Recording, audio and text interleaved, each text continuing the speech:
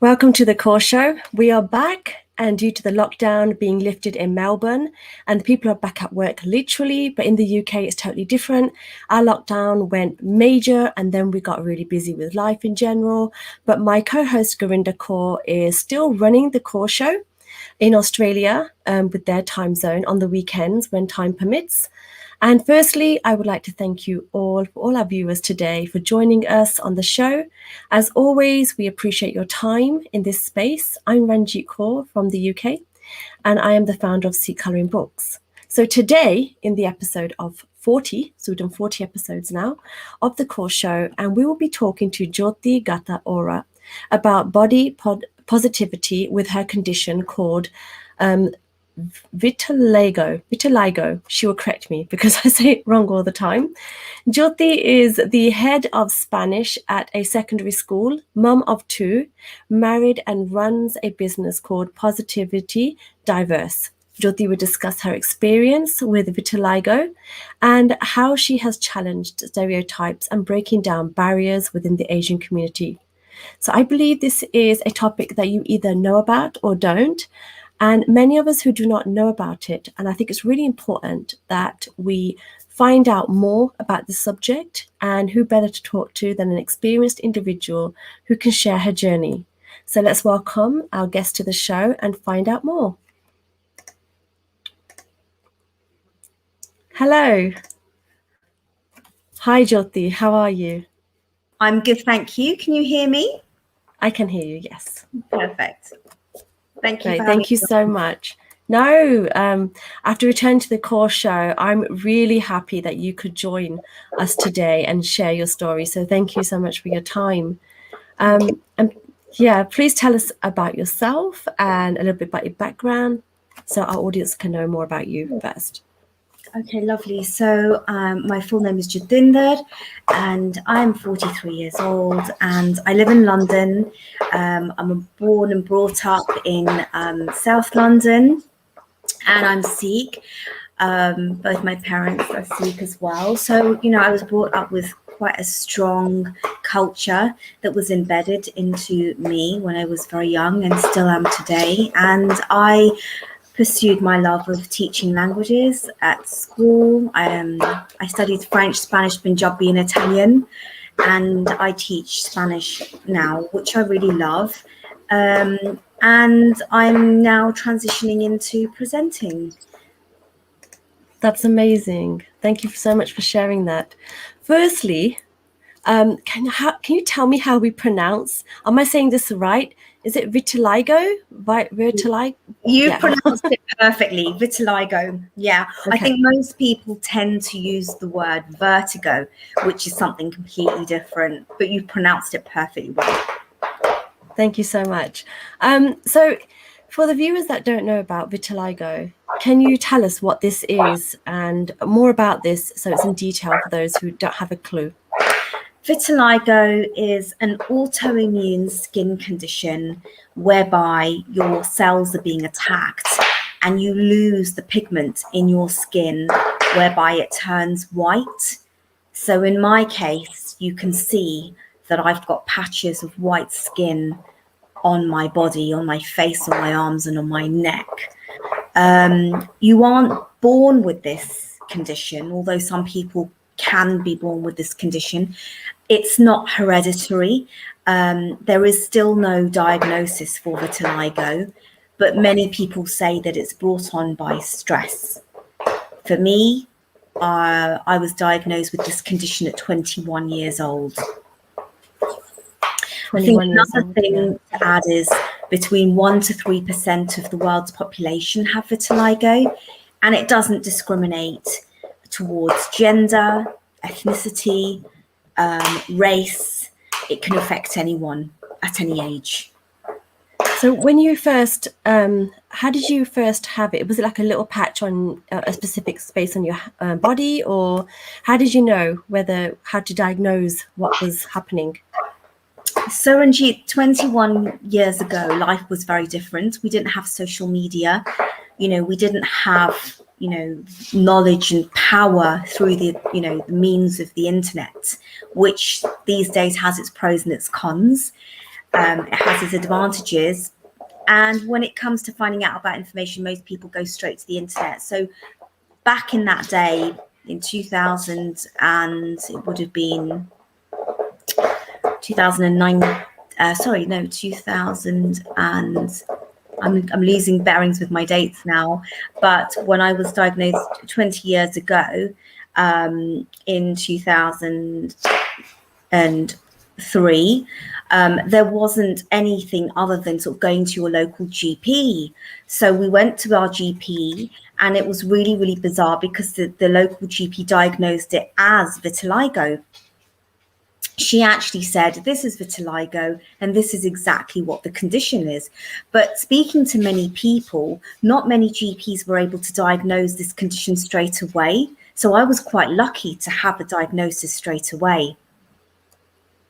That's really good. 2001. Goodness, you become a mother and you become, you're juggling so many hats and so many roles. For me to think about dates now in the past, it really does. It took me some time to think about that.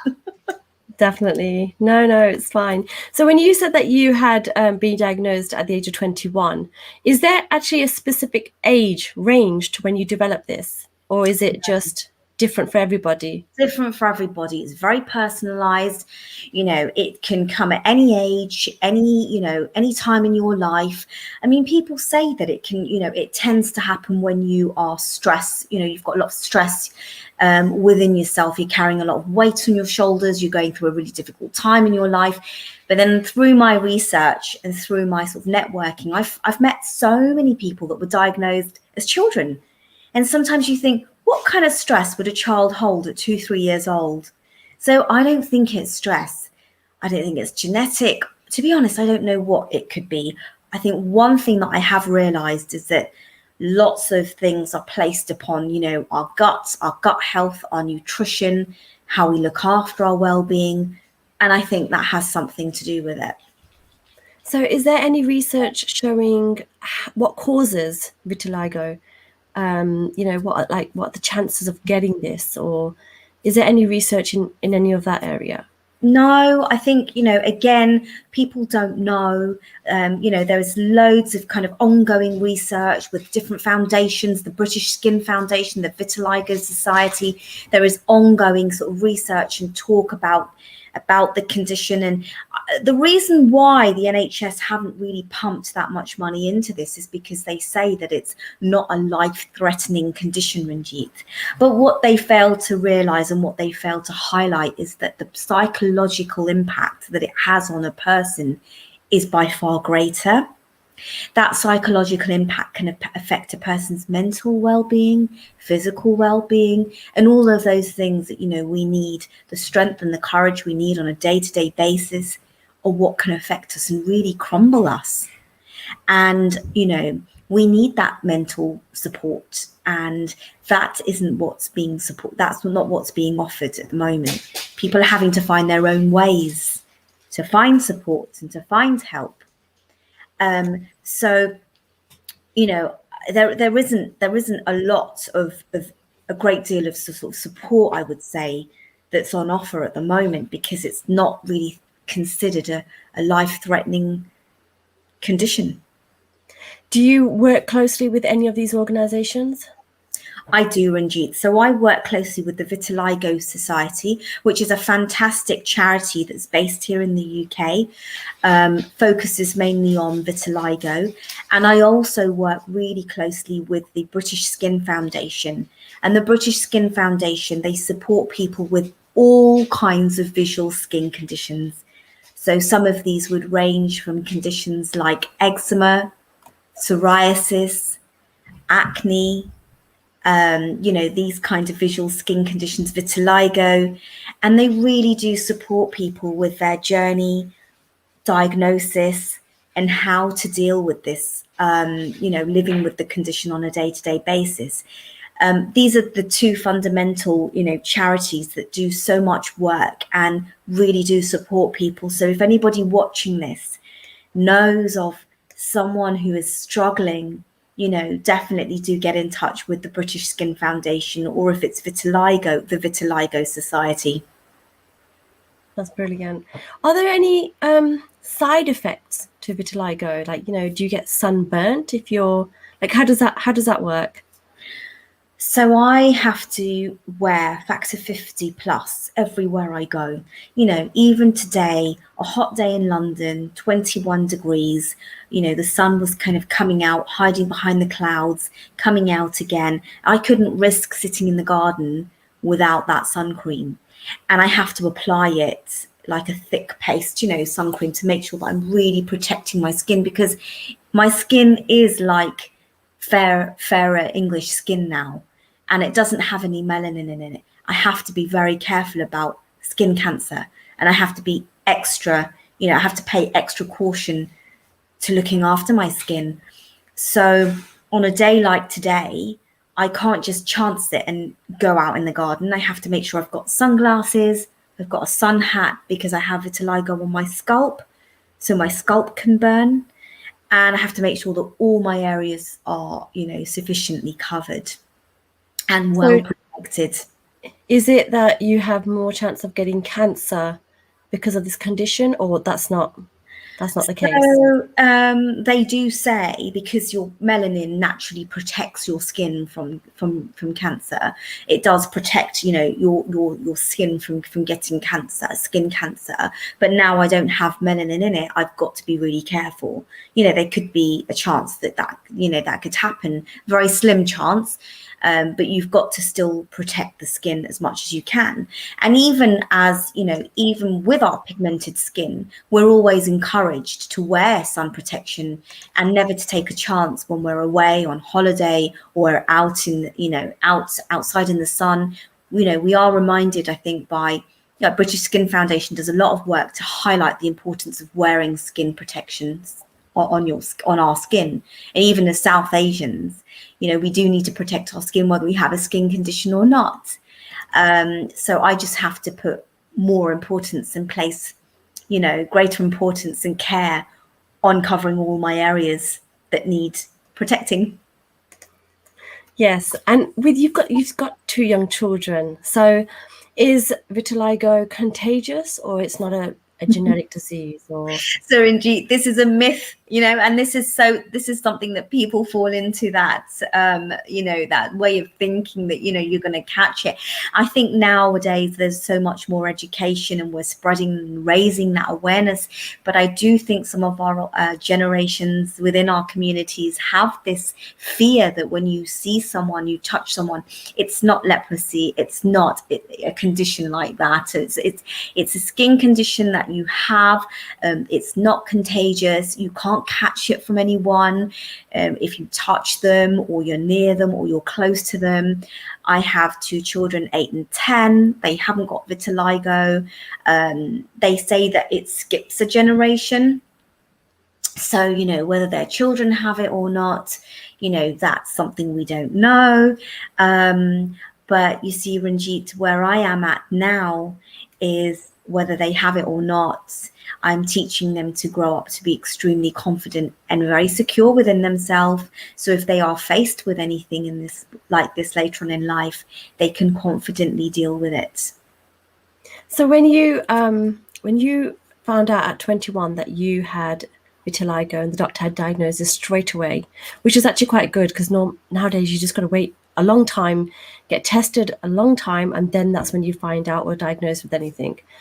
When you found this out and you went to do whatever research you could at that time, did they have any treatments for this, or were there was there anything like that available for you?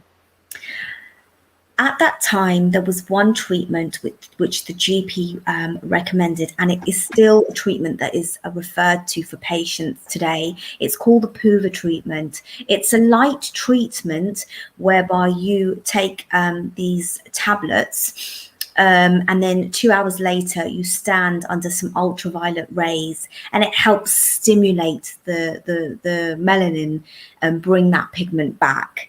So this is a treatment I did at King's College Hospital in South London, and it did work. on some areas of my body, but on other areas of my body, it was quite stubborn. My pigment was quite stubborn. And I think after about a year, I just thought this is too slow. It's too time consuming and it's really draining. And I'm exhausted and I can't do this anymore. So I stopped that treatment. And following on from that, you know, my mum tried some Indian remedies and she tried some Chinese remedies, boiling this tea that was really awful. And, I mean, nothing worked. Nothing worked, Ranjit. And finally, I would say in about 2007, I found an Indian doctor who was based in Crawley, and through a friend of ours, through the Vitiligo Society, an osteopath. This osteopath had cured his vitiligo through the doctor. So I decided to give it a go. And I tried the treatment for 3 years. And within 3 years, my skin reversed. And I became brown again, 90% brown. So by 2010, I was 90% brown. It was a very difficult treatment, lots of injections and light treatment, very time consuming, very exhausting, very tiring. And I did this treatment for 3 years. And my husband said to me, why do you want to carry on with the treatment? Because you're so tired, you're so exhausted with it. And then I fell pregnant with my daughter. And I realized then that I didn't have the energy, Ranjit, to continue with this. And when I stopped the treatment, my pigment started coming back. I then went back on the treatment, and then I fell pregnant with my son. And after I had my son, I said, that's it. I'm not doing this anymore now. My focus is on my children, and I'm going to let this condition do what it wants to do, because I am controlling it too much. I'm controlling the treatment. I'm controlling my body. And sometimes you just need to let things go. Absolutely. We have a question from Gurmeet Kaur. Was all this treatment private? The Purva treatment was on the NHS, Gurmeet. It was on the NHS, so it was a free treatment that was available to me. And I believe it's still free as well for patients that are going through the GP with their diagnosis. But the steroid treatment was a private treatment. And I was doing that, paying for that treatment. And at that time, I was seeing results. It was wonderful. It was really good. But now I realize, with all the pigment that's come back, when there wasn't a cure for vitiligo, I think I was seeing false hope. And that was the hope that I thought was going to get me through it. But you see, when you're going through something so difficult, you just lean on hope. Hope is what you rely on. It's what you completely rely on, because without hope, you have nothing. And when I wanted my brown skin so badly, I wanted that pigment back, I kept going and going and going, hoping that I was going to be okay. But then I had obviously my children, and my direction, my mental state started to shift. It wasn't just about me. It wasn't just about me, myself, and I. It was about my husband. It was about my kids. It was about my children and that energy I wanted to give to them. And that's when my mindset started to refocus. You answered my next question, which was, is there a cure for vitiligo? And you said, no, there wasn't. So when you had that 3 years treatment, how was you mentally when you were going through each one of these treatments for those 3 years? How did you deal with this? Angie, it was so hard. It was so hard. I mean, I had the support of my parents, my sister, and my husband. But for them to see me going through this pain was incredibly difficult, because I was so determined to reverse my skin, whereas they were like, just let go of this, And they saw that I was so fixated on curing my skin, and it was so, so hard. I just wanted to cure myself, because that's what I thought was normal. I thought that I was going to be normal if I was cured. I think it's fantastic how you said your husband and family, sister, they all supported you. Like they didn't say, yes, you should get this done. It was more, let it go, let it be, accept it. Because acceptance is very difficult. And so how did it feel like if you went to the Gurdwara or if you was in a public setting with your family and friends at a wedding or a party? How did you feel there? Ranjit, it was very, very difficult because you see, I kept the condition hidden from all my family and all my friends and all family and friends and everyone that knew me. Only very few people knew, because when I started to see hope, I thought that with the treatment, the steroid treatment, why do I need to tell people? Because it's going. You know, I don't need to share all of this, it's going. And my parents don't need to explain anything to family and community because it's going. And we don't need to talk about this. I just wanted to close it up in a box and move on. And it wasn't that straightforward, because when my pigment started coming back, you could see it. And I tried so hard to cover it up. When I got married in 2005, nobody knew I had vitiligo because I got a makeup artist to cover me from head to toe. And even doing certain ceremonies, the Maya, the Junni ceremony, all of those, you know, all of the jago, all of those ceremonies, you know, I was very conscious about aunties and uncles coming up to me and kissing me on the face or rubbing off my makeup or touching my hands, you know, or doing any of this. I was very conscious because I had covered my skin completely, hoping that no one would see it. But looking back, I think people did see it, because when I covered it up, I never quite managed to get the perfect camouflage cover-up makeup for my skin. So whilst I thought I was doing a great job, I'm sure people could see that I was covering something up. When I got married, I mean, the makeup artist, she did a great job, but you know, when you're covering up your hands and your arms, that's a different way of covering up. That's very difficult. It sounds very difficult. Did And you, when you at 21 were diagnosed, did you start wearing like long sleeves to mm, cover up your arms? I'm trying to think yeah, what I one would was do. honest. You know, I always, you know, was quite used to wearing long sleeve clothing anyway, so it wasn't really a massive issue for me to wear long sleeve clothing. But when I had the skin condition, I was out there always getting long sleeve clothing. And you know what I found really hard? I found it really hard to go out and get salwar kameez that was long sleeved, because all of it is all sleeveless, you know. And you know, I remember when I got married getting my wedding outfit made, and it was a very modest outfit, quite a long 3/4 length sleeve and a very modest outfit. I would never have even thought about wearing anything less than that in the Gurdwara anyway. So that's the style I would have gone for, regardless of if I had vitiligo or if I didn't have vitiligo. I mean, just even walking into the Gurdwara was hard because it was on my feet. I used to camouflage and then wear skin coloured tights on the top. Um, you know, just covering up the skin was really, really hard, really difficult, Ranjit.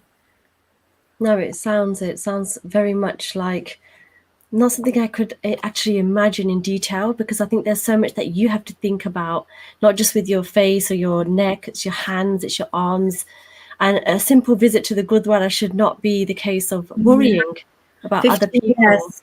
15 years I covered up. And you know, I used to start feeling really resentful. I'd go to Southall Broadway and all you'd see were the mannequins with the sleeveless, you know, uh, half naked mannequins wearing these outfits. And I used to think to myself, where is just a simple long sleeve suit? Even for someone who doesn't want to, who hasn't got a skin condition, that wants to just wear something modest in the Gurdwara, you know, wants to be a bit covered up and be a bit humble, you know, where is that outfit? You know, and I used to sometimes wonder, it's not even someone with a skin condition, where are those long sleeve outfits? And I used to have to get stuff made because I never used to find, or get chiffon sleeves put on. That was my other ulterior alternative that I used to be able to do, you know, get a sleeveless outfit and get the sleeves put on. But you know, it's never quite the same when you do that. It still doesn't look like it, like doesn't quite look right, you know. So it was a battle, you know, it was such a battle. when a wedding would come up, I would be stressing out weeks before when the invite came. You know, what am I going to wear to this function? What am I going to wear to that function? How am I going to cover this? How am I going to cover that? What if someone sees this? What if someone sees this? What if someone makes a comment to my dad? What if someone makes a, you know, I was constantly worrying, constantly anxious, constantly living life on the edge, panicking all the time. And it wasn't how I wanted to live my life. No, it doesn't sound like it's the normal life to live with the condition that you're still getting used to or trying to treat or reverse back. I wanted to ask, so with research that's being done now, is it still ongoing? Is there still like, are they asking for funding so they can do more research in what type of areas? Like, are you familiar with the type of research they're doing? Yeah, so Ranjit, the research is continuous. It's very slow, very progressive, and I would say, I guess, not much emphasis is being placed on this side of things. Like I said, because it's just aesthetics, it's just what you look like, and they don't really look beyond the damage that it's doing to people. So in terms of research, the British Skin Foundation, the Vitiligo Society are working with dermatologists as well.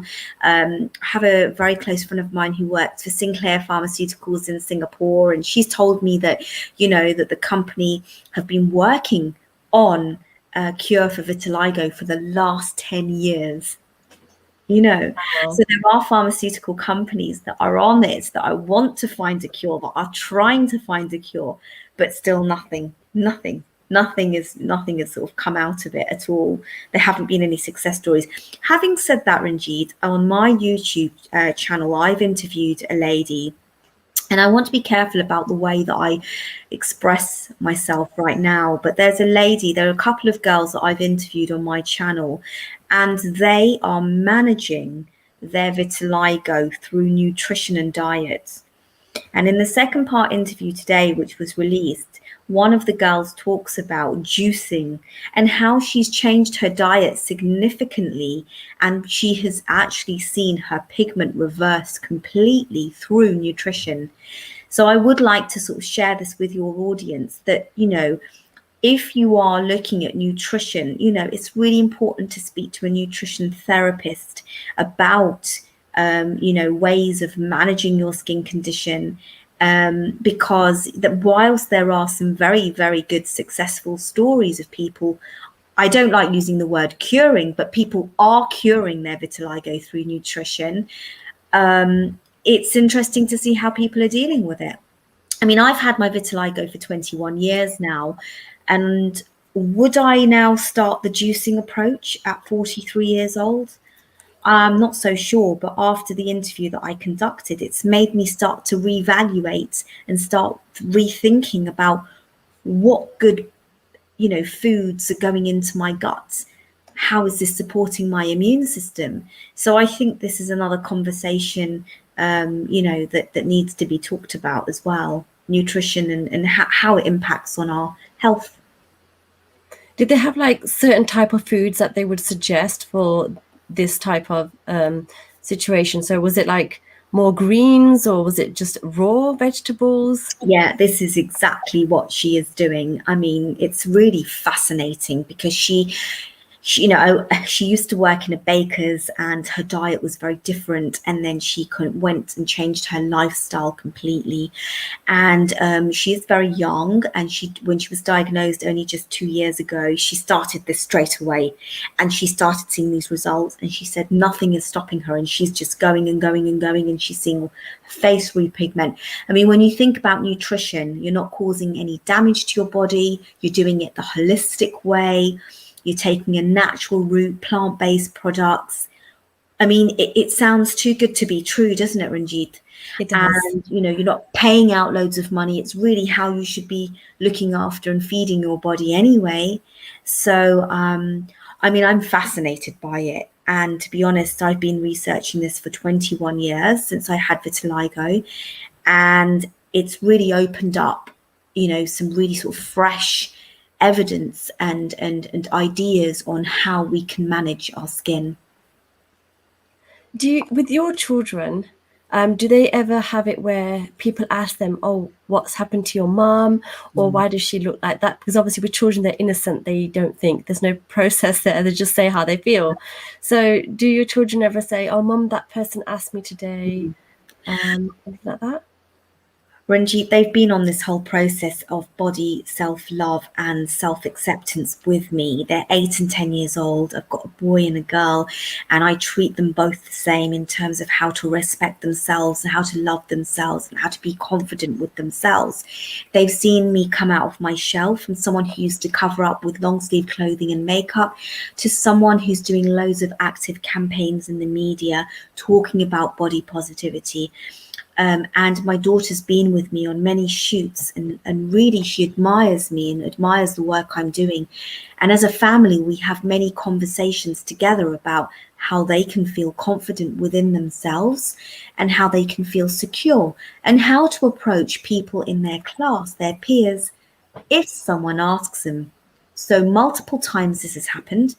My son, as he's 8 years old, when he's had people say to him, "Oh, what's that on your mum's hand?" His wording is, "Oh, my mum's got a condition called vitiligo. Her skin's white, but it isn't anything serious. It just means she's got two different colours in her skin." And that's all he says. My daughter will go into it in a little bit more depth. Oh, she's got a skin condition. It affects 1 to 3% of the population. It isn't contagious. It doesn't hurt her. And it just means her skin's turning white. But she's still my mum and I love her the same. And that's what she tends to say. And I think that it's amazing the close friends we have, and this is actually very true, this is a true story, but we have some close friends in Birmingham. Their daughter's 10 years old. She did a show and tell at school, their daughter. She took the Vitiligo Barbie that Mattel have actually produced in the last year. They've produced diverse Barbie dolls. I would love to show you. It's just sitting on my mantelpiece. I'll grab it if I can. Actually. I have to show you this Barbie doll. So this is what Mattel produced last year. Oh, wow. Vitiligo Barbie doll, and they wanted to create diverse Barbie dolls with different conditions. So you've got an amputee, you've got vitiligo Barbie doll, and I did a campaign. I was dressed up as a real life Barbie doll like this in a newspaper. And she took the Barbie doll to her primary school and she did a show and tell on diversity. She did such an amazing presentation, Ranjit. The head teacher was just in complete awe. And she wanted to know, but why did you choose this topic? And she said, well, my mum's best friend has this skin condition, my auntie, as she calls me. And she said she does lots of talks on vitiligo and body positivity. And the school now want to embed diversity into their curriculum in September. So just through me being able to do campaigns, I do lots of campaigns in the media. I did London Fashion Week, which was last year, a campaign I did on diversity. The Good Housekeeping magazine. I've done lots of articles for Metro and magazines and newspapers. But you see, when you're educating children and you're talking to them about a difference, children share that knowledge. And now I've got my best friend's daughter who's gone and shared this in her school, this doll, and so much is coming out of it. So I think it's not even a case of the media work I'm doing, but spreading that message with everybody around me. And now she's not scared to stand up and say, oh, my auntie's got vitiligo, it's a skin condition. She can confidently talk to her peers at that age, Ranjit, 10 years old, where children can be so mean and so cruel to each other. She's educating them. She's empowering them. She's actually showing that it's okay to be different. And this is what our young children need today. And especially, our Sikhi children, we're faced with so many challenges by our appearance, by the way we look, by how we dress. And I think this is raising awareness that we can be unique, we can be different, we can be who we are. We can be strong individuals by just being ourselves. You're absolutely right. I think when you educate the children and then they don't have a fear factor of sharing that knowledge and then you've educated them, but they've gone and, you know, touched a soul. That's the amazing part. That's the magic, where they've gone and spread that awareness, and that's what it is. So I think it's really important to educate the children. And I was going to ask you, how do we educate the children so they Yeah. are mentally stable in knowing their facts, and then they can educate others? It's the same, like, you know, my children, they wear kirski and they wear turbans. Mm. Um, and so they know the significance of this, and they know the advantages, they know why. And so they, when they get asked, because they're in an English school, why do you wear a turban, they're able to answer those questions. Sometimes they surprise me because I'm like, oh wow, that's actually a really good answer. So it's, sometimes they just pick up these things, and it's amazing because it is sharing and raising awareness to their Um, peers. I really believe as well. I mean, I'm a teacher. I've been teaching for now for 16 years. 16 years, yeah, in total. And I think that we've got to start young. We've got to start giving our children the tools, the equipment to be able to handle, you know, these comments from Definitely. society, from ignorant people. And it's about just sharing that confidence and sharing that and educating people as well. And I think that can only be a good thing. Now in secondary school, you know, values of children are different to how they are, I suppose, when they're younger. They evolve, they change, they grow up. And it's so important to embed and instill those from when they are very, very young. And that's what I'm trying to do as a mother. Definitely. So we have Gurmeet Kaur that says that's beautiful. You're very inspiring. So you've Thank you. see, that's what it is. Sometimes you just got to inspire one person that knows about the topic, and that makes all the difference, because then now they're able to tell their family members and grow the awareness further. So I think it's really important with this topic. Either people know or don't know, and even I've learned so much today, and I think I will be sharing this with my children. We will do some sort of video and share that with you. Thank you Yeah. for inspiring us. I think it's really important with children, because they do say, I don't know where I read it, or maybe my husband told me, but they do say you treat children like adults now. Yeah. So, you know, it's a case of treating them, talking to them like as though we're talking to each other. And, you know, there's no harm with sometimes, you know, I've met people where they are thinking at the back of their mind, before I went into my school, I did lots and lots of, well, when I started at my current school, I hid my vitiligo. I started in 2012, and then I did a documentary on for BBC One called Misfits Like Us, and it was the first time I appeared on national TV talking about vitiligo.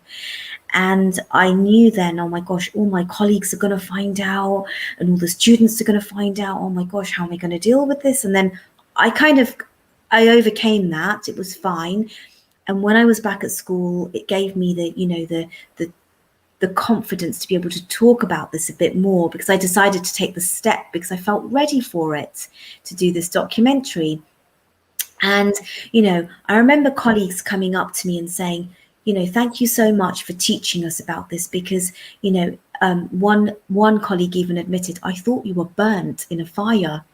And she said, you've educated us. You've told us that this is nothing to do with being burnt in a fire or being born with the condition, but this is a condition. She said, now I see so many people around with vitiligo and I understand it.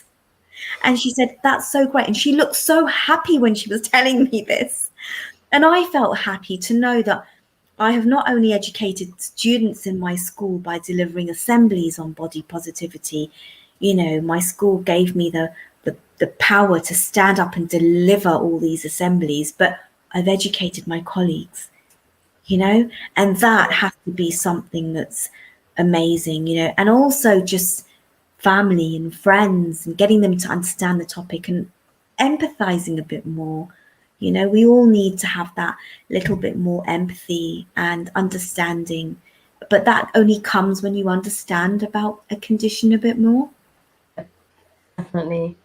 How would you, you know, mentally, if somebody was just diagnosed with vitiligo, what would you suggest to them? What would be your words of wisdom for them? Because obviously, if they've just been told in their early 20s or even young, what would be your message to them? Okay, so I have three pieces of key information, I think, and support, which I think is so important. The The first bit of information is if you have been diagnosed or newly diagnosed or recently have just noticed something that's a little bit unfamiliar on your body, it's really important to speak to a professional. So that be, your GP, make an appointment, go down, speak to them, and ensure that you get that professional support. They will then, be able to diagnose what it is that you have, because some people quite often say, I've got messages on my Instagram, and I quite often get messages from mums. I've just noticed a white patch on my daughter's body or my son's body. I don't know if it's vitiligo. People start panicking. And sometimes, well, quite often with children, it's just different pigment in their skin as they're growing up. It's a slight pigment difference on their face or on their arm or on their body, but people do start to worry and they panic. So always go to your healthcare professional, your GP, and get a diagnosis first. When you've got your diagnosis, you then have options available to you. Those options might be a treatment that's available in your local hospital. The option might be some support, some psychological support that you might be needing, that you might be able to get on the NHS, or you might be able to get from your local health provider. The third thing is to remember that, use your family and friends for support around you, because you have got to reach out to someone and not keep it within yourself. So whatever you're going through, reach out for that support. It might be your mum, your aunt, an auntie, an uncle, a friend, a neighbour, a teacher, a colleague. It could be anyone, but reach out to that person you can talk to, because they might give you some options available. And just to remember that while social media has lots of negative influences, there are so many benefits. And one of the benefits I found, and the reason why I established Positively Diverse, is because I found a community of support with people around me that were going through the same thing as I am. There are people out there who've gone through those challenging moments and are role models and ambassadors. And there are people out there who are newly diagnosed, but we are all one big family. And if you can find that community and those pillars of support to help you, you will get that guidance, that love, that support, and you will feel that you're not alone. And sometimes when we're alone, we can feel so isolated, so alone, and we feel like no one understands. So whatever the skin condition is, I know today we're talking about vitiligo, but whether it's psoriasis, whether it's eczema, whether it's any other skin condition that you might have, reach out for those support groups. Burns and scars is a big one as well. There are always going to be people there that are going to help you and guide you. And I finally am in a position where I can do that. And it gives me great pleasure in being able to help people, support people, and offer guidance through my platform. That was my next question. So what are you currently doing with your platform to help people? What type of people come forward to you and ask for help? And are you doing this full time, or because you're still teaching? So what's in the summer period? Will you be appearing anywhere, or what's going to be happening with you now? So, Ranjit, at the moment, I am still teaching, but I will be leaving in July to fulfill this as a full-time career. Initially, I started off my Instagram, which was known as Vitiligo and Me. And initially, I was supporting people with vitiligo and helping them overcome their difficulties and challenges. And just like the advice that you've asked me today, what can someone do if they've been diagnosed? Just offering that kind of guidance and just sort of holding their hand through social media, kind of getting them to the next place they need to be. So I then sort of rebranded to Positively Diverse, because I found that I was kind of meeting people, not just with a visual skin condition, but with so many different other visual disabilities. And I wanted my platform to be able to sort of support people with all areas of differences and disabilities. So I rebranded to Positively Diverse. And on this platform, I share my journey of living with vitiligo, but I also connect and network with different people who've got different skin conditions and disabilities, and work on really empowering campaigns to highlight that if you've got a disability, you can still go out there and achieve everything you want to. So I know you asked me about things I'm currently working on now. I haven't got any major campaigns coming up, but I am working on my YouTube channel and interviewing and talking to different people about their diagnosis, about their skin conditions. I interviewed a lady called Polly from Vitiligo, and she appeared on Dragon's Den with a camouflage product to cover up your skin. And we talked about why covering up her skin is important to her. So while so many of us feel like we can show our skin, like me, like I'm on this interview with you today, there are so many people that are still covering up. So, you know, I'm working on sort of really talking to people about their life situations, where they are at, what they're doing to help themselves, support themselves, get through their challenging moments. And really kind of empowering everyone is really essential and really key to what I'm doing. I'm also going out to schools and holding motivational talks. And that's something that's I'm really passionate about, because I am a teacher with all of these years of experience. So I will be doing more workshops, motivational talks. Supporting primary school kids is something I really want to work on, as well as secondary level. As supporting adults as well, parents who are supporting their children with going through changes as well. So yeah, I think I mentioned that my last campaign that I did was London Fashion Week. It was the diversity campaign. I did some modeling, which was really empowering. I've never done anything like this before. I never thought I was good enough to do anything like this before, because when we think about London Fashion Week, we always think of, you know, a 6 foot tall, size 0, blue eyes, long blonde hair. I don't fit into any of that. I'm 5'1" with vitiligo, Indian. I don't fit into any of that. So to be able to take part in something like that was massively empowering. And I believe that we all have, you know, we all have that capability of going out there and achieving everything we want to in life, and nothing should hold us back.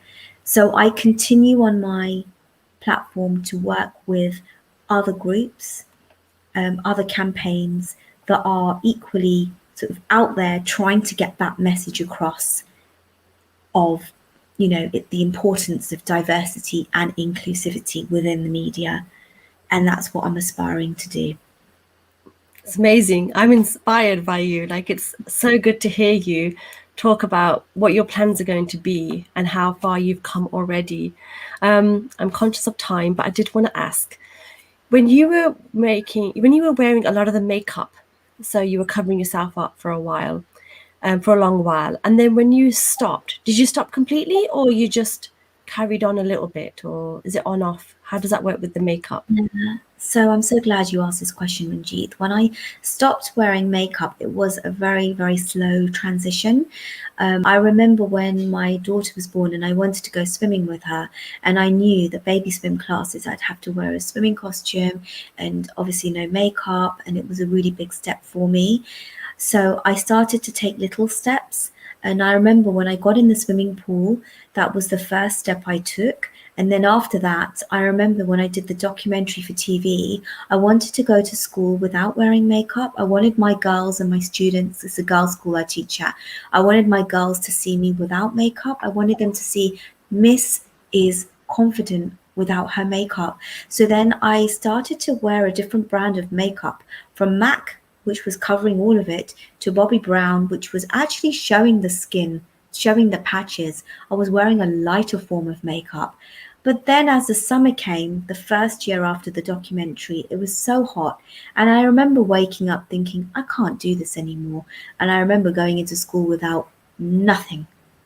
And I was expecting all the students in school to go like this. Oh, look at this, look at this. I was expecting them all to do that in the corridor. No one did anything. I didn't have that response. I was so shocked, Ranjit. No Did one they paid notice? Did attention. they notice a difference, or it was No, just they did notice, but to be honest, they weren't bothered because, they were sort of really inspired by the first step I'd taken, that I think they weren't really bothered about whether they knew that I had vitiligo, whether I was hiding it or not, they knew I had it. So when I wasn't wearing it, it was like, well, we know Mrs. got it. It wasn't really like a big issue. So I do think the documentary helped, actually, because it helped stop some of those questions they probably would have initially asked me. Whereas if I suddenly went into school, they didn't know I was doing the documentary, they hadn't seen it, I went into school, then they would have been like, oh, what's happened? But I'd already raised that awareness through that documentary, so it kind of already answered some of the questions they would have been thinking about. Makeup now. So for makeup, for me now, I'm not wearing any. I'm perfectly happy in the skin that I'm in. I don't feel like I need to wear anything or prove anything to anyone. But if I do go for a wedding, I like to wear makeup, not because I'm covering up from anyone, but because I want to dress up. Because that's what you do, know, when you go to a wedding, you wear a bit of makeup. You want to wear makeup and dress up, and most people want to do that. So if I go to a party, or now lockdown's over and we're going out for a dinner, I will wear makeup, but I don't apply it that heavily. So when I wear it, you can still see my vitiligo, because I feel when I cover it all up, I'm hiding someone behind there, and I don't want to hide that person anymore. definitely no? You want to embrace and accept what is what, and then to raise awareness, which is really important. So today with vitiligo, it seems like it's still, with hearing what you've said, it seems like it's still being researched, and although there might be many others that want answers, and it seems like a lack of education and information available.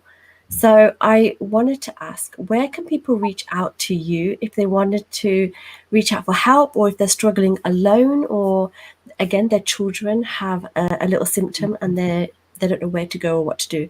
Yeah. Where do they reach out to you? Thank you, Ranjit, for sharing, giving me the opportunity to share my details across your platform today. Um, if anybody is really kind of concerned and they want to have a chat, they're worried about what they're going through, what their daughter or son's going through, or a family relative or someone they know, they can reach out to me on my Positively Diverse Instagram platform. Now, I do have a website as well, which is www.positivelydiverse.co.uk. And I do have a Facebook group, which is Positively Diverse. So people can catch me across those three platforms: on my Instagram, Positively Diverse, on Facebook, Positively Diverse, and my website, which is www.positivelydiverse.co.uk. And I also have my YouTube channel, which I'm sharing lots of information about. I mean, I shared this really wonderful book, which was called The Rebel Girls, and that was just pieced to camera about inspirational women, and women who've actually overcome adversity, and actually been incredibly successful. It's a book that I bought for my daughter, because I wanted her to be able to understand that we go through challenges in life, we go through obstacles in life, but actually we still can become successful, And I wanted her to be able to see all these role model women in there. And I talk about that book. I talk about makeup. I talk about nutrition. I'm going to be talking about body confidence, skin conditions, interviewing different people, and I'm going to be sharing lots of tips as well. So if anybody's struggling or they want some ideas or support, please do reach out to me. I'm more than happy to.